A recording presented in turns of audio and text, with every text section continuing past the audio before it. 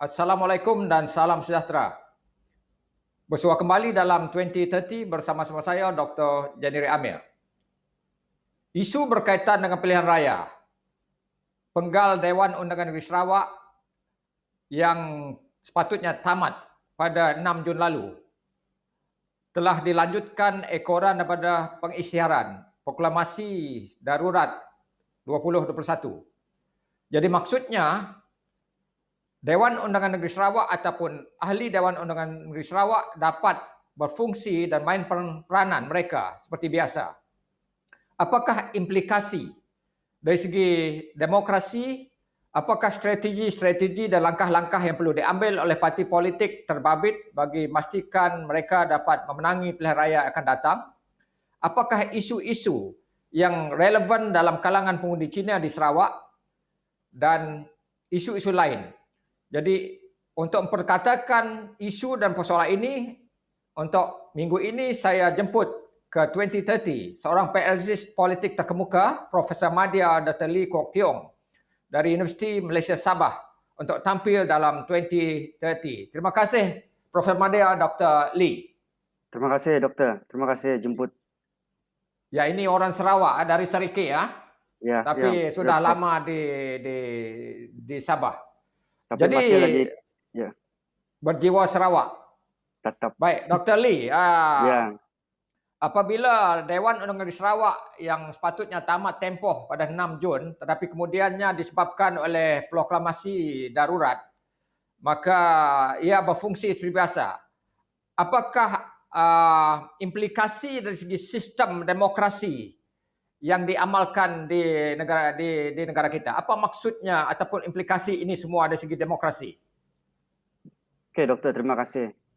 Ya, seperti mana doktor bilang tadi, yang pertama sekali kita harus tahu bahawa fakta dia, kita merujuk kepada fakta kan, iaitu penggal Dewan Undangan Negeri yang lepas telah tamat pada 6 hari bulan Jun. Okay. So start daripada 7 hari bulan Jun tu actually habis sudah. Okay. Begitupun sepatutnya pilihan raya harus diadakan berdasarkan kepada sistem elektoral di Malaysia, iaitu setiap penggal itu dia berlangsung untuk 5 tahun. So sepatutnya by right mengikut sistem elektoral di Malaysia, kita harus mengadakan pilihan raya dalam masa 60 hari. Ya, begitupun kita seperti mana doktor bilang tadi, yang special, yang istimewanya ataupun keadaan dia di Malaysia kita sekarang ni di bawah proklamasi darurat sehingga 1 Ogos yang telah diumumkan oleh Yang di-Pertuan Agong pada 12 Januari. Di mana actually 1 Ogos ni sebenarnya adalah dia boleh lebih awal daripada 1 Ogos. Sekiranya kes pandemik COVID-19 di Malaysia ni dapat terkawal. So dari segi memang kita tengok dalam media sosial pun kita tengok ada juga pihak-pihak yang memainkan isu ini, kenapa Sarawak perlu mendapatkan perkenaan daripada Agong untuk membubarkan DUN untuk mengadakan pilihan raya negeri yang ke-12. So dalam konteks ini sebenarnya faktanya adalah disebabkan oleh kita ni sekarang berada di dalam keadaan darurat. Darurat. Ya, sehingga 1 Ogos. So by right actually kita sebenarnya untuk pembubaran DUN hanya merujuk kepada Yang di-Pertuan Negeri. Tetapi dalam konteks darurat ini, so mau tidak mau kita terpaksa merujuk kepada, sebab kita ni subjek kepada ordinan darurat sekarang. Darurat maksudnya ordinan darurat itu mengatasi perlembagaan negeri dan juga perlembagaan persekutuan. Betul. Betul. Ya, sebab kita perlu tahu bahawa perundangan itu, undang-undang tertinggi di Malaysia adalah actually kita panggil apa? Yang pertama tu Perlembagaan Persekutuan, lepas tu kita akta. Maksudnya akta tu undang-undang digubah oleh parlimen, lepas tu barulah kepada ordinan ataupun akman, iaitu peringkat negeri. So pada ketika ini kita ni subjek kepada satu perundangan yang lebih tinggi. Iaitu ordinan ordinan darurat kuasa-kuasa peluh. Begitu doktor. Jadi maksudnya ahli Dewan Undangan Negeri yang sedia ada dan Kabinet Sarawak sedia ada ini dapat terus memainkan peranan mereka. Jadi maksudnya apa yang harus dilakukan oleh ahli Dewan Undangan Negeri yang ada sekarang dalam tempoh yang boleh dikatakan bonus untuk mereka ini? Sementara kita menunggu pilihan raya akan datang, Dr. Lee. Okey, doktor, yang pasti actually kita seperti mana kalau tiada darurat pun apabila parlimen tu bubar ataupun Dewan Undangan Negeri tu bubar, barisan kabinet yang sedia ada akan terus memainkan peranan mereka sebagai kita panggil sebagai caretaker, iaitu kerajaan sementara. So buat masa ini kabinet yang sedia ada akan terus memainkan mereka sebagai untuk pentadbiran kerajaan.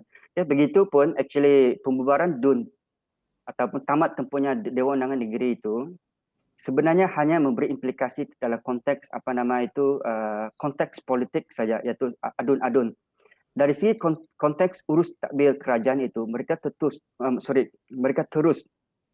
kaki tangan awam kan, baik dari segi pengarah-pengarah jabatan sampailah kepada kaki tangan sokongan dalam agensi-agensi kerajaan itu tetap memainkan peranan mereka seperti biasa.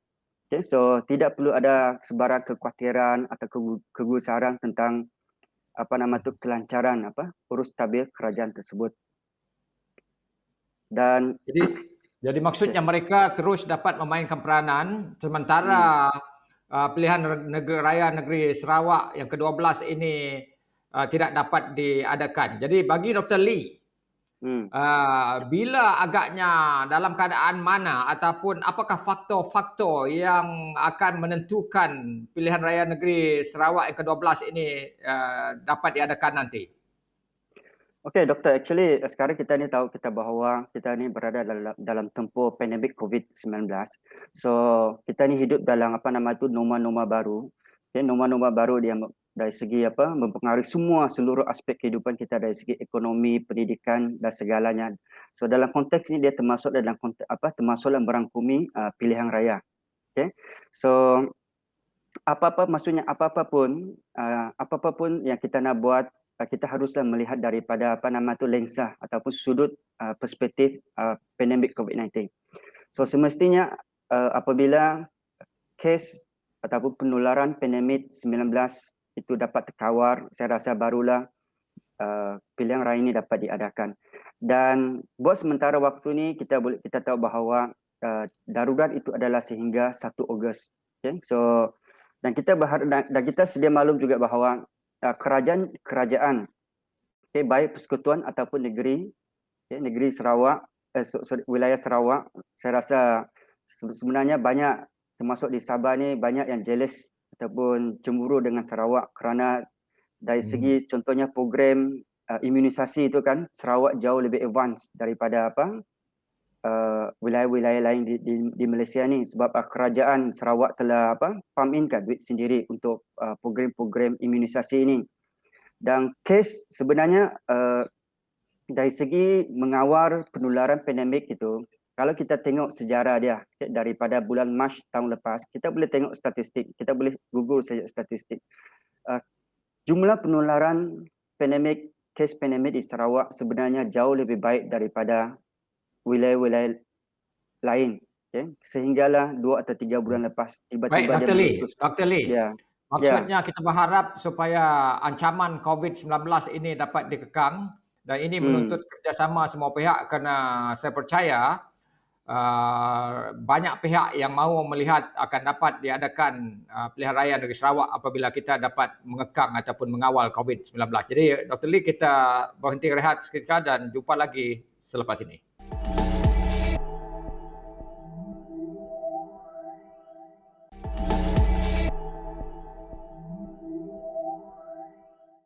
Dr. Lee, saya nak secara khusus kerana Dr. Lee merupakan pakar dalam politik Cina di Sarawak. Jadi kalau dapat Dr. Lee perkatakan sedikit, saya nak tanya. Bagaimana agaknya kemungkinan yang berlaku terhadap para pengundi atau masyarakat Cina di Sarawak dalam pilihan raya negeri akan datang ini dari segi pola pengundian dan sokongan mereka? Okey, Doktor. Kalau bagi saya kan, kita perlukan satu, kita panggil sebagai anjakan paradigma untuk melihat keunikan politik Cina ini. Okay?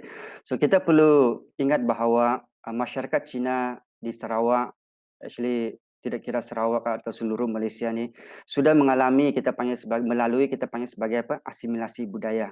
Okay? Dan kita boleh nampak di bandar-bandar, di mana-mana bandar di Sarawak, kita tengok baik Kuching ke Bintulu ke Miri ke, kita nampak ada kita panggil sebagai migrasi yang disebabkan oleh proses urbanisasi. Yang mana actually urbanisasi. Bukan saja dia berlaku dalam kalangan masyarakat Cina, tetapi juga komuniti-komuniti etnik lain. Okay.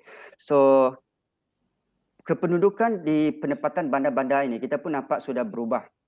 Okay. Saya percaya, saya sangat yakin apabila undi 18 itu berlaku nanti, di mana berlaku pendaftaran secara automatik, kita boleh nampak demografi, demografi kependudukan di bandar-bandar pun sudah berubah, di mana Bumiputera telah mengimbangi ataupun ada certain bandar itu lebih banyak daripada komuniti Cina. So persepsi tentang masyarakat Cina, kalau bandar ni masyarakat Cina, kalau Cina ni ekonomi, saya rasa ini satu persepsi yang harus kita perbetulkan, kita harus perbaiki, update dengan keadaan semasa. Barulah kita boleh memahami apa yang diperlukan oleh komuniti Cina itu sendiri. Cina ni bukan saja terlibat dalam semua tu businessman. Kita tahu bahawa di Sarawak ada banyak terlibat dalam bidang pertanian, koko, lada hitam. Ya. Okay, betul. Teruskan. Okay. So dari segi parti politik itu, kita pun tengok, memang kita tengoklah tu parti paling tua Cina yang actually dominan Cina kan, walaupun dia multi etnik adalah SUPP. Ya, SUPP, dan lepas tu dia ada pecah kepada ada parti sepihan daripada SUPP, iaitu UPP ke. Okay. So tetap yang diketuai oleh sekarang PSB. PSB. Sekarang PSB. Okay. Ya. Betul. Ya. So secara tidak langsung dari segi politik itu maksudnya sudah ada berlaku perpecahan juga. Okay. Dan kita belum ambil kira lagi komuniti Cina yang menyokong, bukan sahaja komuniti Cina, secara general komuniti di Sarawak yang menyokong parti-parti Perikatan Harapan ke, PH, Pakatan Harapan. Jadi contohnya, balik kepada soalan saya tadi, bagaimana kemungkinan sokongan pengundi Cina dalam pilihan raya akan datang ini? Berlaku kemungkinan pertembungan antara PSB, antara DAP dan juga antara SUPP. Okay, saya rasa itu khususnya memang di kawasan bandar, ya. Ya, itu tetap akan berlaku sudah. Kita nampak sekurang-kurangnya akan ada berlaku pertembungan di antara GPS, iaitu GPS ni actually untuk komuniti Cina bukan saja daripada SUPP, tapi ada juga daripada PDB ke, okay, yang Datuk Tiong, kalau tidak Datuk Tiong. Okay. So salah satu definitely Pakatan Harapan akan menurunkan mereka punya calon. So di situ kita tengok yang tadi PSB tadi, yang Unsungko itu. So bagaimana sama ada mereka akan kerjasama dengan Pakatan Harapan atau tidak. So kalau mereka kerjasama, so maksudnya akan jadi untuk persaingan tu lebih kepada dua pihak saja di antara GPS dengan Pakatan Harapan. Okay, tetapi kalau mereka berhasrat untuk kita panggil sebagai menggunakan identiti parti lokal Sarawak, so saya rasa akan jadi pertembungan tiga sudut lah, sekurang-kurangnya tiga sudut. Dan ini belum lagi mengambil kira kita panggil calon-calon bebas. Okay, kita nampak pada hari ini, kalau kita ambil contoh saja pilihan raya negeri Sabah pada tahun lepas, di mana kita menyaksikan 447 calon bertanding. Ya, 447 calon bertanding. Dan begitu banyak juga calon bebas yang bertanding. Betul, calon bebas begitu banyak sekali dan majoriti mereka hilang deposit. Okay. Tetapi ini kita cerita pasal konteks demokrasi kan. So siapa-siapa actually bebas untuk siapa-siapa berminat sama ada parti ataupun tiada parti, mereka ni bebas untuk mencalonkan diri mereka untuk bertanding sekiranya mereka berminat. Baik, apa agaknya yang akan menjadi perhitungan masyarakat Cina khususnya di bandar di Sarawak? Apa agaknya isu-isu yang relevan yang harus ditangani dengan berkesan oleh pihak-pihak terbabit supaya mereka atau parti terbabit mendapat sokongan daripada masyarakat Cina? Kalau dapat teli huraikan dari segi itu. Okey, kita sedia maklum bahawa kita ni berada dalam era kemelut berdepan dengan pandemik COVID-19. So mau tidak mau segala benda kita harus tengok daripada sudut perspektif pandemik COVID-19 ini. Di mana actually pandemik COVID-19 ini mempengaruhi semua aspek kehidupan kita. Okay? Baik ekonomi atau saya ambil contohlah ekonomi ataupun pendidikan. Okay. So dari segi mereka yang terlibat dalam sektor perniagaan, baik apa tu buka restoran kah ataupun penjajah di kaki lima kan dan sebagainya, periuk nasi mereka actually terjejas. Okay. Yang terlibat dengan sektor pertanian di mana mereka kebiasaannya mungkin sebelum ini setiap minggu sekurang-kurangnya sekali menghantar apa nama tu hasil-hasil pertanian mereka untuk dijual ditamukan dan sebagainya pun terjejas kerana apa tu PKP kan dan sebagainya. So bagaimana kerajaan address isu-isu ini kan akan mempengaruhi keyakinan dan kepercayaan masyarakat terhadap kerajaan sedia ada, parti pemerintahan sedia ada. Okay? Ataupun satu lagi perkara yang saya tengok penting di sini adalah dari segi apa nama itu penularan berita-berita, minta maaf kadang-kadang kita panggil sebagai berita palsu, di mana saya percaya kalau kita peka dengan media Ketua Pengarah Kesihatan kita sendiri Tan Sri Noh Hisham pun ada cakap cabaran beliau bukan saja terpaksa menangani isu-isu berkaitan dengan pandemik COVID-19, tetapi beliau terpaksa deal dengan berita palsu. Okay, di mana actually apabila berlaku berita palsu, kadang-kadang actually tak ada benar itu. Idea itu sebenarnya ataupun isu itu punca daripada berita palsu menyebabkan masyarakat jadi panik, okay, dan akhirnya ataupun kena mislead dan akhirnya terpaksa rujuk kepada KKM. Dan KKM pula yang sudah sibuk dengan begitu banyak isu untuk bagaimana untuk menangani isu pandemik COVID-19, terpaksa pula tambah lagi beban kerja mereka untuk tackle, menafikan berita-berita palsu tersebut. So saya percaya masyarakat Cina, baik bukan saja Cina tapi komuniti secara umum akan mengambil kira bagaimana isu pandemik COVID-19 ni ditackle akan mempengaruhi cara mana ditackle, cara mana diatasi ini untuk dikurangkan akan mempengaruhi pendirian mereka ataupun keputusan mereka dalam pengundian mereka nanti. Jadi maksud Dr. Lee, bagi masyarakat Cina seperti juga masyarakat lain di Sarawak ini isu keberkesanan. Bagaimana kerajaan tangani isu berkenaan sama ada efektif atau tidak akan banyak menentukan bagaimana pola pengundian dalam pilihan raya akan datang.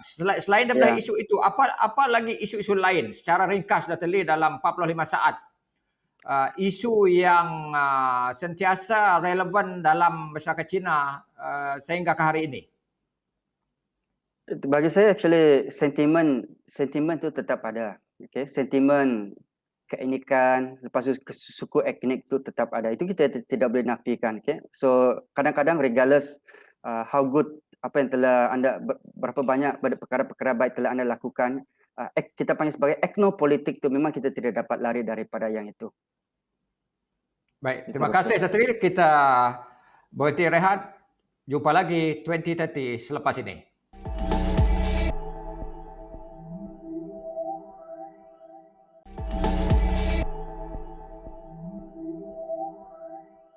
Anda sedang mengikuti 2030. Tamu saya minggu ini ialah Profesor Madya Dr. Lee Kwok Tiong, penganalisis politik dari Universiti Malaysia Sabah. Dr. Lee, tadi Dr. Lee bercakap tentang soal keberkesanan, bagaimana menangani isu COVID-19 dan sebagainya. Dan dalam konteks ini, sebenarnya Kerajaan Negeri Sarawak telah pun banyak menghulurkan bantuan. Bagi pengamatan Dr. Lee sendiri, sejauh manakah bantuan ataupun insentif yang telah dihulurkan itu dapat meringankan beban yang ditanggung oleh rakyat dan kemudiannya akan membentuk ataupun memberi kesan terhadap bagaimana mereka memberi reaksi dalam pilihan raya akan datang? Okay, terima kasih doktor. Okay, pertama sekali saya ini sebagai melihat dari sudut mungkin sekarang saya berada di Sabah, saya melihat kepada Sarawak. Saya percaya Sarawak dia ni jauh lebih advance daripada negeri-negeri lain ataupun wilayah lain. Okay? Sebab daripada kerajaan Sarawak itu sendiri telah pumping banyak effort, bermula daripada swab test dahulu, sehinggalah sekarang vaksin. Okay, di mana saya rasa saya pun kecewa juga kenapa tempat lain ketinggalan sedikit, tetapi di Sarawak itu dia lebih advance dalam konteks itu. Tetapi dalam konteks ini ada perkara penting mungkin kita dari sudut komunikasi itu bagi saya rasa sangat penting, iaitu idea ataupun maklumat itu haruslah dijelaskan dengan dengan cara yang mudah dan boleh difahami dan terima oleh semua masyarakat. Sebab ada perkara-perkara tu saya nampak memang itu berita palsu tu satu mengganggu di situ. Tetapi ada perkara-perkara yang bagus, dasar-dasar ataupun polisi yang bagus daripada kerajaan itu gagal disampaikan dengan baik kepada rakyat. Okay? Termasuklah yang macam saya tengok ada bantuan untuk 1,500 kan untuk penjajah. Ya, 1,500 1,500. ya 1,500. Okay, tetapi berapa ramai penjajah yang tahu tentang package tersebut, bantuan tersebut. So isu-isu seperti begini kan saya rasa kita perlukan lebih banyak pihak-pihak yang tampil untuk bantu approach penjajah-penjajah untuk sampaikan dengan mereka apakah bentuk-bentuk bantuan yang mereka boleh perolehi. Dan kita perlu ingat perkara yang sangat penting di sini adalah bantuan-bantuan disalurkan bukannya untuk menyelesaikan masalah tersebut. Tidak mungkin sebab bukan saja Sarawak, bukan saja Malaysia tapi seluruh dunia affected by pandemik COVID-19. Tetapi bantuan itu adalah untuk mengurangkan beban. Beban. Dan Mengurangkan kerajaan negeri Sarawak sesungguhnya telah menyalurkan berbilion-bilion ringgit sejak pakej pertama lagi untuk meringankan bukan saja beban yang ditanggung oleh golongan B40 tetapi juga oleh usahawan, para peniaga, pelbagai sektor. Yeah. Jadi Dr. Lee, saya nak bertanya secara khusus, apa agaknya faktor-faktor yang akan menjadi perkiraan, perhitungan para pengundi dalam pilihan raya negeri Sarawak yang akan datang? Saya percaya mestilah dia ada kaitan dengan ekonomi dan kesejahteraan rakyat. Okay? So sekiranya income mereka terjejas dengan beban-beban kewangan lagi seperti macam mungkin ada loan rumah, loan kereta perlu dibayar. So sekiranya mereka gagal handle keadaan ini kan dengan tekanan-tekanan baru, so saya rasa saya sangat yakin mereka akan macam mana bilang express kekecewaan tersebut dalam bentuk undi, okay? Pada pilihan raya akan datang nanti. Okay? Itu secara ringkaslah doktor. Bagi golongan muda pula, apa yang menjadi perkiraan mereka? Khususnya golongan di bawah 30 tahun ini. Kerana golongan ini juga terjejas teruk bukan saja dari segi peluang pekerjaan tetapi juga dari segi pendapatan mereka. Banyak siswazah lulusan universiti yang tidak dapat bekerja, tidak ada peluang pekerjaan disebabkan oleh COVID-19 ini sehingga banyak syarikat sama ada tutup ataupun mengecilkan saiz pekerjaannya, mengurangkan pekerjaannya dan sebagainya. Jadi bagaimana agak-agaknya reaksi golongan pengundi muda dan apa yang harus dilakukan oleh kerajaan khususnya di sebalik pelbagai langkah yang telah pun dilaksanakan setakat ini? Okay, doktor, memang apa yang doktor cakap memang benar apa yang doktor cakap. Kalau golongan muda ni actually golongan belia tu yang di bawah di antara 20 hingga 30 tu adalah lepasan graduan yang belum dapat kerja dan sebagainya. So dalam isu pandemik sekarang ni kita pun nampak banyak yang telah diberhentikan kerja ataupun daripada terpaksa syarikat terpaksa running balik dan mereka dikurangkan gaji mereka dan sebagainya. So definitely isu paling besar dalam kalangan mereka adalah peluang pekerjaan. Selepas menghabiskan begitu banyak duit untuk melanjutkan pelajaran, lepas tu dapat degree, ijazah sarjana, lepas tu belum dapat kerjaan ataupun pekerjaan ada gajinya rendah. Okay? So dalam konteks ini saya rasa kerajaan harus tampil bagaimana bantu mengurangkan beban mereka. Mungkin dengan segi bantuan-bantuan saya rasa pun memang ada juga sebab sedikit, as I said just now, bukan untuk menyelesaikan masalah tetapi membantu mengurangkan beban mereka. Okay? Dan pandemik ini seperti mana siapa tu Tan Sri Jamila bilang, pandemik COVID ni kita harus 2 tahun virus COVID-19 ni akan bersama kita dalam masa 2 tahun akan datang lagi. So kita harus bersedia untuk bagaimana mengubah cara hidup kita. Okay? dengan kehadiran COVID-19 di sini. Maksudnya kita perlu mempraktiskan norma-norma baru, untuk hidup bersama-sama dengan COVID-19 ini. Bagaimana kita apakah langkah-langkah harus kita ambil untuk mengelakkan dijangkiti dan sebagainya. Tetapi kita harus ingat bahawa semua ini akan berlalu. Dan saya percaya belia ni tetap akan, memang dia, kita panggil ada orang bilang late beginner kah. Dalam konteks sekarang, situasi sekarang, mungkin mereka memang akan menghadapi cabaran lebih mencabar, lebih difficult untuk mendapatkan pekerjaan. Tetapi selagi mereka berusaha, saya percaya tidak ada benda yang tidak boleh. Cuma seperkara di sini yang sangat penting bagi saya adalah mungkin dari segi pemimpin-pemimpin itu ataupun ahli-ahli politik dan sebagainya, janganlah mengeluarkan statement-statement yang bagi saya kurang intelektual ataupun tidak begitu rasional. Yang mana actually bukannya tidak membantu keadaan tetapi macam menyakitkan hati. Minta maaf dan Menyinggung menyakitkan. perasaan Ya, pengundi termasuk golongan belia. Jadi Dr. Lee, betul. kita berhenti rehat, bersua kembali selepas rehat. Terima kasih.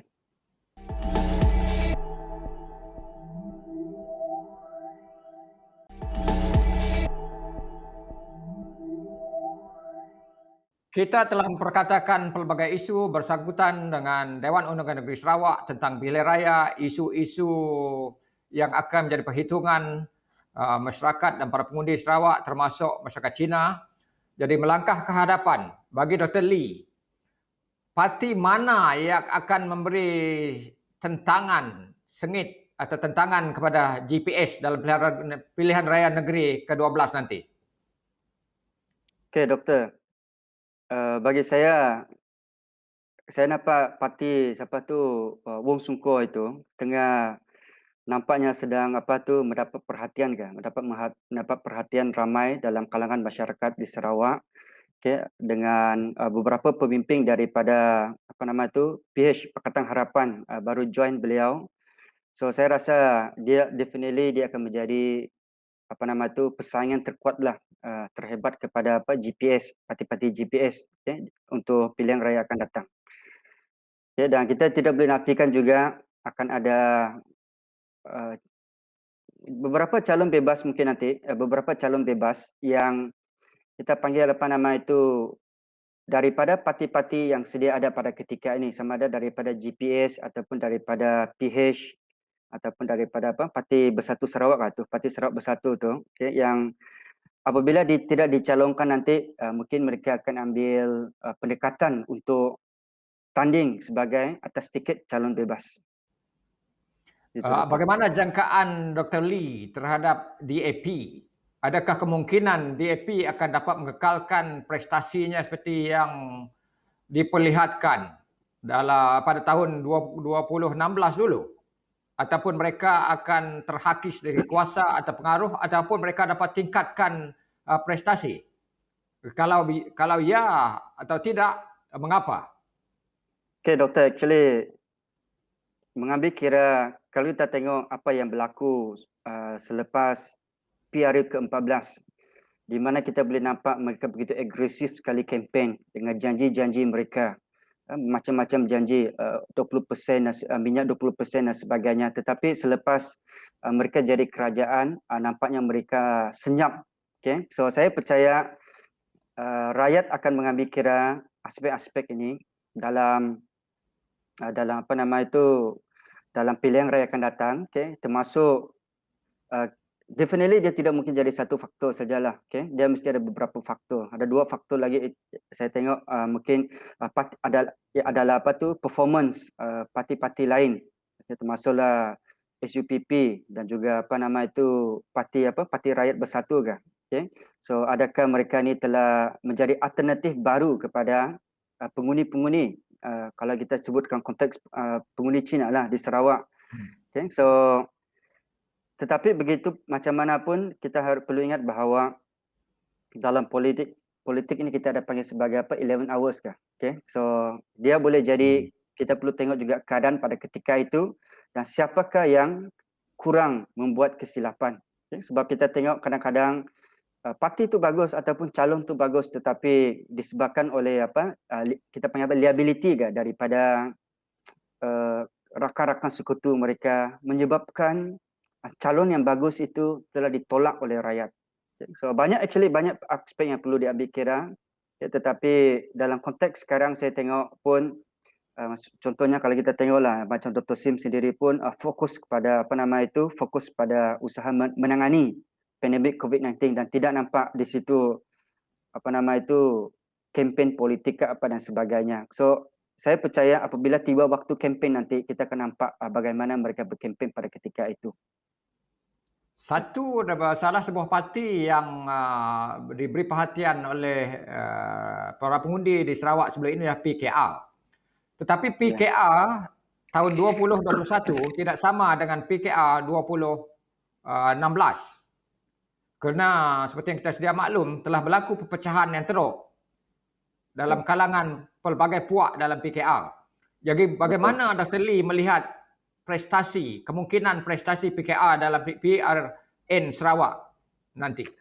Okay, PKR ni salah sebuah parti yang saya jangkakan dia punya populariti itu akan jatuh pada pilihan raya akan datang. Okay, kenapa? Kerana sebelumnya apabila the moment kita sebut pasal PKR Sarawak, definitely nama yang kita muncul adalah Barubian. Kalau kita sebut Barubian, terus PKR nama PKR terus akan melintas dalam fikiran kita. Tetapi sekarang berdasar especially selepas Februari tahun lepas, di mana berlaku perpecahan persengketaan di dalam Pakatan Harapan menyebabkan kerajaan Pakatan Harapan tumbang sendiri.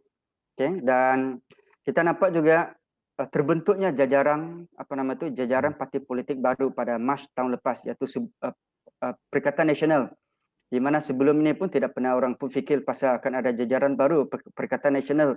So PKR ini bagi saya yang akan datang, cabaran pertamanya adalah leadership kepimpinan baru. Siapakah barisan kepimpinan baru yang mereka ingin tunjurkan untuk lead. Sekarang tidak nampak lagi kepimpinan PKR selepas Barubian dan beberapa orang pemimpin telah keluar daripada PKR. Jadi mereka perlu mencari pemimpin yang betul-betul ada wibawa untuk memberi kesan yang ampuh dalam kalangan para pengundi. Betul, Doktor. Bagaimana pula dengan parti seperti Amanah? Adakah mereka ada peluang untuk menang? Okay, saya Amanah actually kan parti sepihan daripada PAS. Saya belum nampak dia ada belum lagi bertapak di Sarawak. Ya, ini dia lagi orang bilang lagi mencabarlah kepada mereka. Ya, termasuklah juga parti PBBM. Okay, saya belum nampak mereka macam mana mereka boleh penetrate landscape politik di Sarawak. So yang paling kuat akan datang, saya melihat masih lagi GPS, tetapi sama ada mampu atau tidak mereka mengekalkan status quo 2/3 itu merupakan satu persoalan lain. Kerana kita perlu sedar bahawa PRN ke-11 yang lepas itu jentera pilihan raya itu diketuai oleh Tok Nan pada ketika itu. Dan kita nampak pada ketika itu ada 6 faktor begitu besar sekali, begitu kuat sekali. Okay? So Abang Jo, lepas tu Abang Jo lead. Okay? Kita perlu ingat juga bahawa kita perlu bagi kredit kepada juga Abang Jo, Ketua Menteri Sarawak pada ketika yang ini. Yang telah memperkenalkan lebih daripada 90 inisiatif. Sejak Betul. beliau terajui kepimpinan Sarawak pada Januari 2017. Jadi bagaimana secara ringkas Dr. Lee melihat kepimpinan beliau dan kesannya terhadap pilihan raya negeri Sarawak nanti? Secara ringkas Dr. Lee, dalam 30 saat. Beliau actually tidak ada melalui pengalaman yang tiada orang lain lalui, iaitu pernah menjadi kerajaan pembangkang. Okay? Sebagaimana kita tahu bahawa lepas GE14, Kerajaan Barisan Nasional telah tumbang dan Kerajaan Sarawak telah menjadi kerajaan pembangkang, di mana federal adalah PH, Sarawak adalah lepas tu mereka rebrand GPS. So ini adalah pengalaman yang tidak ada yang ketua menteri lepas tidak pernah mereka ada. So kredit harus diberikan kepada Abang Jo, di mana pada ketika itu bagaimana tekanan-tekanan daripada federal government, beliau masih lagi boleh survive dan terus. Dan apabila tibanya kesempatan pada bulan Mac tahun lepas, beliau walaupun telah di-offer untuk join Perikatan Nasional, beliau telah tidak mengambil perlawanan tersebut, tetapi memutuskan untuk kerjasama saja. Okay? So ini merupakan bagi saya itu langkah strategik dan langkah yang bijak, sebab pergelutan kita nampak dengan pergelutan politik di Semenanjung pun tidak begitu enak kita tengok. So saya rasa Abang Jo membuat keputusan yang tepat, iaitu tidak menyertai mana-mana perikatan jajaran parti politik pada ketika ini. Baik, terima kasih Dr. Lee, Profesor Madya, Dr. Lee Kuo Tiong telah mengupas isu berkaitan dengan pilihan raya negeri Sarawak, dan memang pelbagai kemungkinan akan berlaku dalam PRN 12 nanti, dan kita boleh perkatakan bahawa PRN 12 adalah pilihan raya yang akan menentukan siapa yang bakal menguasai pemerintahan negeri. Adakah GPS akan dapat mengekalkan kuasanya? Jadi ini merupakan antara persoalan yang menarik untuk diberi perhatian. Sehingga itu, jumpa lagi minggu depan.